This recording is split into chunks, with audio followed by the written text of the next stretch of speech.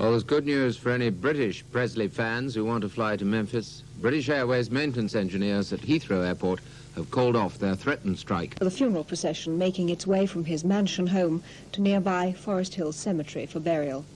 National Guard units were called in during the day to help police control the ever-growing crowds flocking to pay their last respects to the king of rock and roll. Michael Cole reports by satellite from Memphis. Thousands of people milled around the gates of the singer's home, trying to push their way forward to get one last glimpse of his body. The police let them in hundreds at a time, while the thousands still outside pushed and crushed forward. The lying-in state was due to last 2 hours, but it was extended by 90 minutes in an effort to allow everybody to walk the 300 yards to where Presley was lying in a silk-lined coffin in the hall of his home.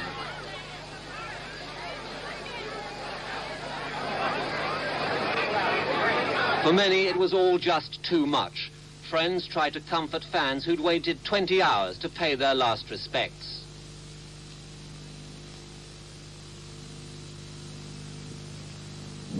Even those on official duty were affected. The heat and emotion took a tremendous toll. Red Cross workers tended more than 200 people, young and old, suffering from heat exhaustion or simple fatigue. Some people had to be taken to hospital as the temperatures got to over 90 degrees Fahrenheit. The police did their best to help those trapped in the crowd. You need a medic down there? Okay, we need a medic. Need a medic outside. Outside of the gate near the street. One woman collapsed after waiting nearly 10 hours. It seemed as if it was a heart attack. First aid workers tried mouth-to-mouth resuscitation in an effort to revive her. They failed and she was taken to hospital, where later she began to recover. There was hysteria in the crowd, caused by the crush and by disappointment.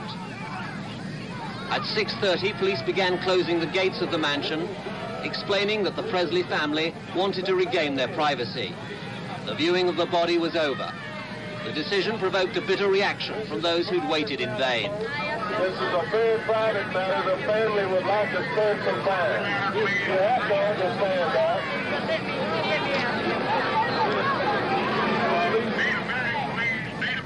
This morning, the mausoleum where Presley's body will lie was literally surrounded by flowers. More than 1,600 wreaths were sent from all over the world, many from fan clubs in England. The tomb, which is bound to become a tourist attraction for Presley devotees and followers, is in a side room off the main chapel.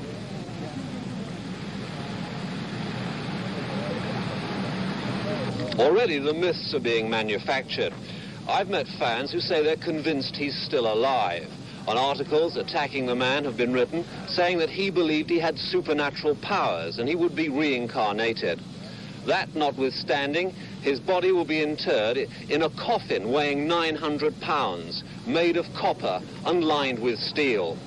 The undertakers won't reveal its price, but like everything else in the singer's life, it's a superlative. An ugly incident marred the all-night vigil outside the Presley mansion. At about 4 a.m., a car ploughed into a section of the crowd standing in the road, killing 2 teenage girls and injuring 4 other fans, one of them seriously. The car sped off but was caught after a police chase. The driver has been charged with second-degree murder, that's unpremeditated killing, and with drunken driving. His 3 women passengers have been charged as accessories. A report immediately after the incident by CBS Television.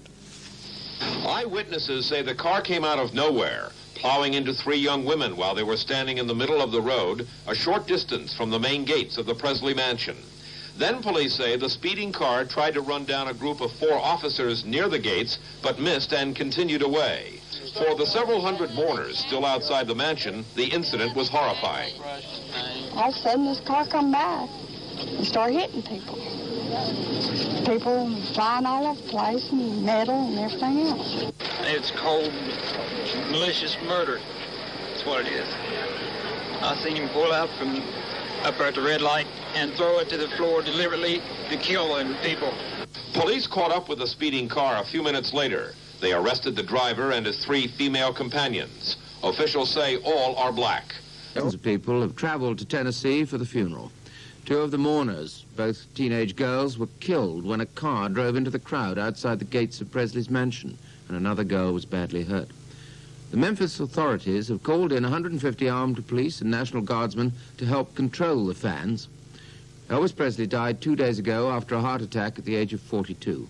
Here's a report from Michael Brunson in Memphis. The scenes here in Memphis have been extraordinary. The size of the crowd far more reminiscent of people waiting for an Elvis Presley rock and roll concert than for people waiting for his funeral. And the crowd has been so big that the authorities here have had a hard time controlling it. Before the funeral, Elvis Presley... Many of those who did make it inside seemed to wish they hadn't. Some came out with tears streaming down their faces, saying that it didn't look like Elvis, that he looked ill, that it was upsetting to see him. And when the gates were finally closed, 1.5 hours later than originally planned, there were thousands who'd not got inside, who simply stayed on through the night. And it was into that nighttime crowd that the car was driven by a young man who's since been charged with, among other things, second-degree murder and drunken driving.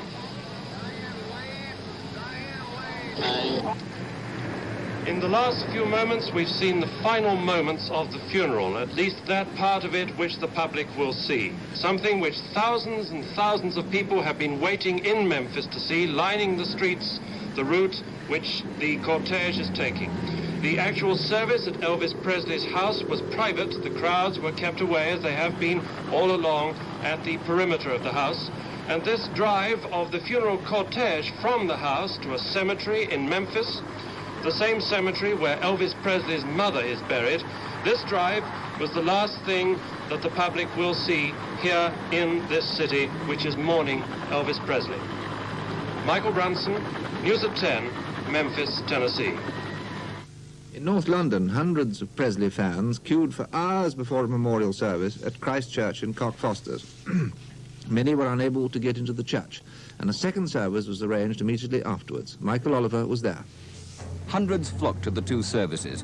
For them, the king of rock and roll had been a lifetime's inspiration. Whether their tears were for the passing of a man or an era was another question. Now, we are bereaved. Those of us who have in our place our heart for Elvis are much bereaved. And many of us are sad beyond measure. Then the congregation sang one of Elvis's favorite songs.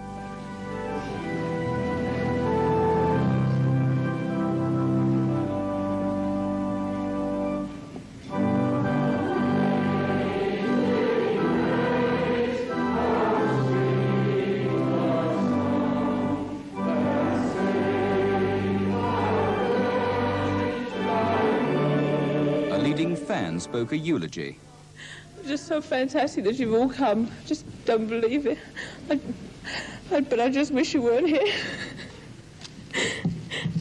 All I would like to say is that we have sent a very large wreath to Elvis in the shape of an E, and we have on it, apart from having on it "To our beloved Elvis," we have the words from the chorus of the Long Black Limousine.